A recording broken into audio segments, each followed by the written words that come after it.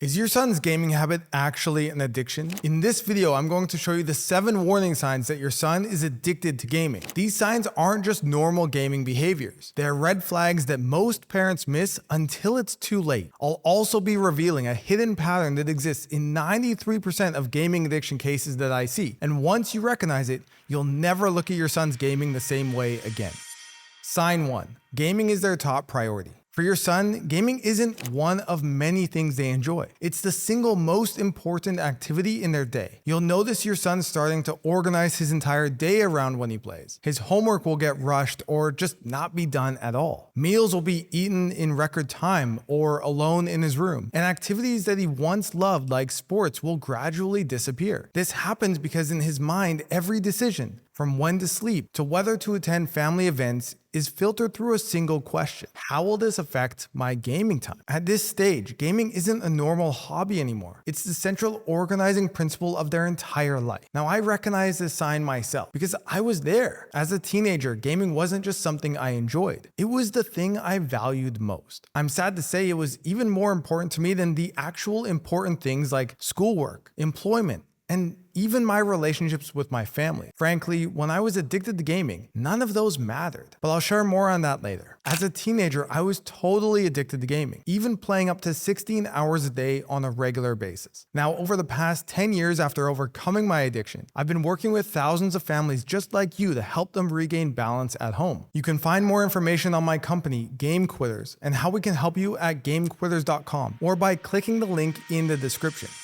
Sign 2. Loss of self-control. This is where you start seeing your son unable to stick to agreed upon time limits. As a parent, you'll be familiar with these phrases. Just 5 more minutes. I need to finish this match. I'll do my homework later. But the reality is, it's not just 5 more minutes. It's 5 more hours. As a parent, this is really frustrating, because your son is making sincere promises to cut back or stay within limits, only to break these promises repeatedly. This really hurts your trust and it strains your relationship. My mom experienced this herself with me. One day, I told her I would only play for an hour and then I would get off. So I started playing and she was curious how long I would actually play before I did get off. So she turned the timer on and 15 hours went by and I was still playing. So she came downstairs and said it was time to get off.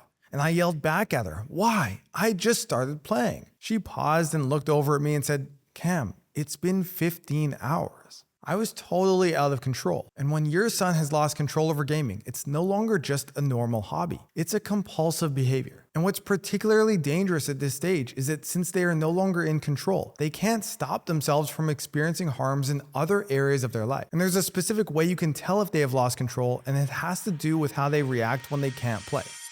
Sign 3. Withdrawal symptoms when not gaming. This is often the first sign that truly alarms parents. When your son is unable to access games, do you notice things like extreme irritability, agitation, or mood swings? Do you see anxiety and restlessness, difficulty focusing on anything else? Do you notice they're constantly talking about games or nagging and begging for when they can play next? What about increased depression, more sleeping, or just general lethargy? Do you also notice highly emotional reactions like rage, despair, or even panic? These reactions mirror withdrawal symptoms seen in other forms of addiction, and they occur because gaming has begun to alter your son's brain chemistry, creating a psychological dependence. You can learn more about how gaming affects the brain by watching the video linked in the top right corner and in the video description. Just consider this for a moment. When you have a normal hobby, do you experience withdrawal symptoms when you can't do it? You don't. You might want to engage in your hobby more or look forward to when you can have time to do it next, but you aren't going to rage,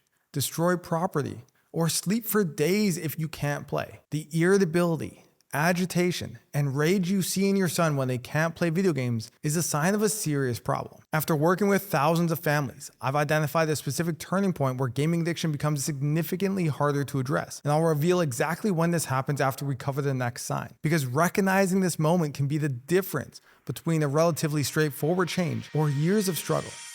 Sign 4. Gaming shifts from fun to escape. As a parent, this is one of the most important signs to watch out for because it speaks to a deeper psychological shift that's happening beneath the surface. Your son may start gaming because it was enjoyable, social, or challenging in a positive way. But addiction takes hold when gaming becomes primarily about escaping negative emotions and stress, avoiding real-life problems and responsibilities, seeking relief rather than enjoyment, and using games as your primary coping mechanism for any discomfort they experience in their life. And here's where I reveal the hidden pattern I mentioned earlier, the one that exists in 93% of gaming addiction cases. It's what we call the compulsive gaming cycle. You see, most parents think their kids are playing games because they're fun. But the truth is, once addiction takes hold, your son is actually playing to escape from the very problems being created by gaming in the first place. Let me explain. As gaming increases, so do the problems in their life. This creates stress, anxiety, and feelings of failure. And what's his solution to these negative feelings?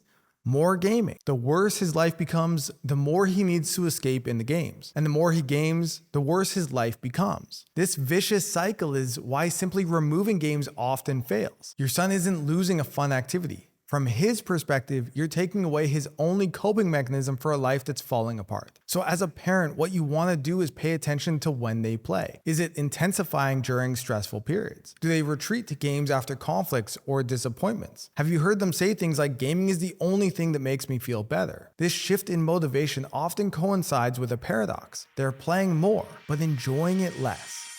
Sign 5. No amount of gaming is enough. Just like with other addictions, your son may find that the amount of gaming that once felt satisfying no longer does. They just want more and more and more. Remember earlier when I shared the story of how my mom set a timer to see how long I would play, and it reached 15 hours straight? Well, when she confronted me about it, how did I react? I said, why? I just started playing. As a parent, you might find this quite confusing. I had been playing for 15 hours.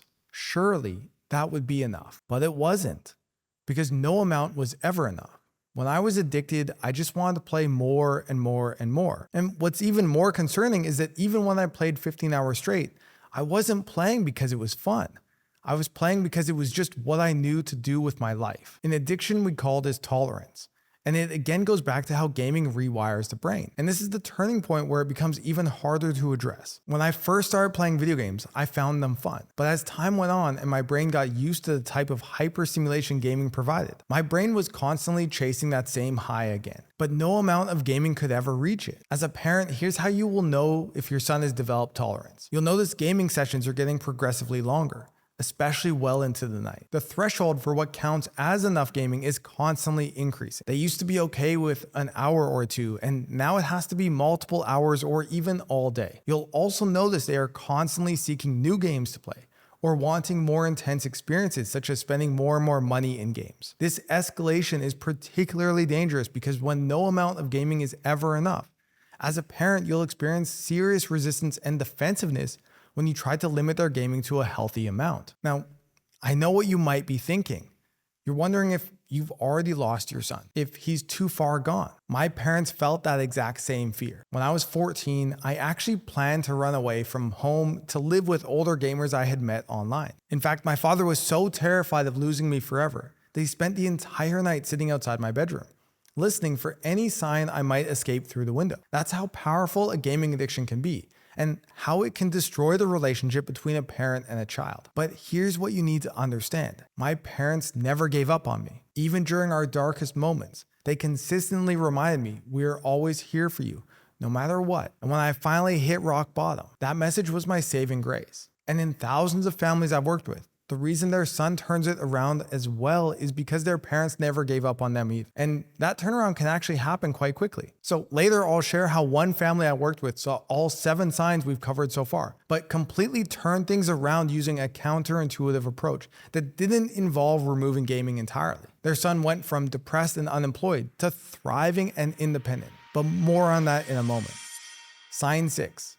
Significant decline in school performance or work responsibilities. This is where the addiction begins to have really serious consequences. You'll notice your son's grades are dropping, or they are even failing classes. They'll be neglecting their basic responsibilities and hygiene. They'll be isolating and withdrawing from friends and family who they don't play games with. They'll give up hobbies or activities they once enjoyed. For me, that was giving up hockey. And they'll have serious sleep deprivation from staying up all night gaming. their physical health will be affected, and their mental health will be worse. At this stage, the key distinction here is the pattern of behavior, not just an occasional slip up. Are they experiencing a consistent downward trend across multiple areas of their life? If so, you need to take this seriously. I know because this was certainly true for me. Although I was smart, I was failing all of my classes at school, eventually dropping out twice. I quit playing hockey, the sport I loved more than anything else. My relationship suffered as I was lying to my family by pretending to have jobs. And my health suffered as I stayed in my room all day, rarely leaving the house and eating junk food all day. Ultimately, this all led to me being seriously depressed, anxious, and even suicidal. Now, at this stage, from your point of view as a parent, it seems so obvious there is a problem. And surely with all of these things happening in my life, I would see it too. But that wasn't the case. And even with all of these problems occurring in my life, I didn't stop gaming. In fact, I only continued to play more and more. And this brings us to the most important sign you need to watch out for. Sign 7. Continuing to play even despite serious consequences. This is the clearest sign of addiction taking hold. When the gaming behavior continues despite clear negative outcomes. Your son continues to play despite grades dropping or failing classes. They continue to play despite struggling to gain employment or even when they have already lost a job. They continue to play despite increased conflict and problems in their relationships. And they continue to play despite physical health problems like gaining or losing significant weight. They even continue to play despite their mental health getting worse with increased anxiety and depression. And this pattern has been persisting for months or even years. What makes this sign so crucial is that it reveals how the addiction becomes self-sustaining, overriding your son's natural decision-making process. At this stage, not only have they lost control, but because gaming is the most important value in their life, they can't even see the damage it's doing to their life. Because the reality is, the only thing they value in life is gaming. So everything else has to go, and they will continue to play even if it completely destroys their life in the process. So those are the 7 warning signs your son has a gaming addiction. Now, if you've recognized even 3 of these signs, you need to take action now before the addiction gets worse. The fact is, the longer your son is stuck in the cycle, the harder it is to break them out of it because they no longer have a life to go back to. But I also want you to know there's hope. So let me tell you a quick story about a mother named Shauna. Shauna recognized all 7 of these signs in her son. At the time, he was 26 years old and gaming 10 to 15 hours a day. He was completely depressed, struggled with low self-esteem, and had no motivation to work. Desperate for help, she tried therapy, but it didn't work. She knew her son needed help, but she needed a new approach.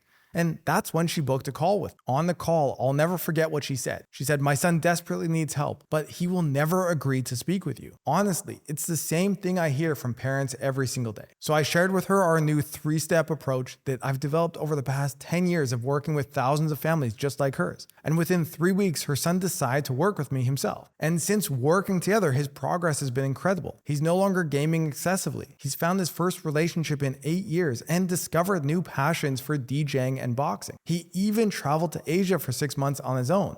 And here's a picture of us together. Instead of gaming all day while being unemployed in his mom's basement, he's become his own man, independent on his own 2 feet. And for me, it's been such a joy to watch. His transformation began when his mom had the courage to reach out for help. So if you want to learn this new 3-step approach to fix gaming issues, so your son can rebalance his life, then click the link in the description. In that video, I will share with you why traditional methods like nagging, negotiating, and therapy don't work, and how none of this is your fault as a parent. I will also share what the root cause of gamer denial is and what to do about it. Remember, you're not alone in this struggle, and with the right approach, your son can absolutely find balance once again.